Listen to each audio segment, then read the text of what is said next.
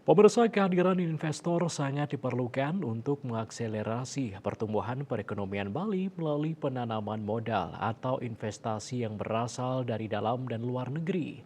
Namun demikian, investor yang diharapkan tidak boleh keluar dari Treste atau lingkungan alam Bali. Investasi yang dilakukan harus mengutamakan kondisi lingkungan yang ada.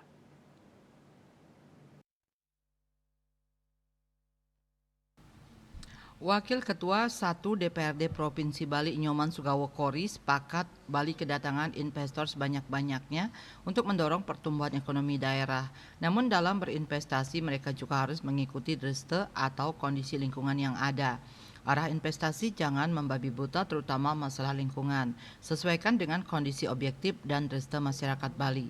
Sementara itu anggota DPRD Provinsi Bali fraksi PDI Perjuangan Cok Gede Agung mengatakan DPRD Provinsi Bali bersama pemerintah Provinsi Bali saat ini sedang menggodok rancangan peraturan daerah Ranperda tentang pemberian insentif dan kemudahan investasi. Pasalnya Bali belum memiliki perda tentang pemberian insentif dan kemudahan investasi yang mengatur perlindungan dalam penanaman modal, investasi dengan kemudahan berinvestasi dan pemberian insentif. Tujuan dari penyusunan Ranperda Provinsi Bali ini dalam rangka mengantisipasi dan melaksanakan kebijakan ekonomi makro dan mikro nasional, regional, dan lokal Provinsi Bali dalam mengakselerasi pertumbuhan perekonomian Bali melalui penanaman modal investasi yang berasal dari dalam negeri dan luar negeri dengan memberikan insentif dan kemudahan investasi. Dengan demikian maka pembangunan ekonomi nasional, regional, dan lokal Provinsi Bali dapat dipercepat. Salah satunya dengan ditingkatkannya penanaman modal untuk mengolah potensi ekonomi menjadi kekuatan yang real menggunakan modal yang berasal baik dari dalam negeri maupun luar negeri. PJ Gubernur Bali Sang Made Mahendra Jaya menyambut baik dan mengapresiasi inisiasi DPRD Bali menyusun Ranperda ini.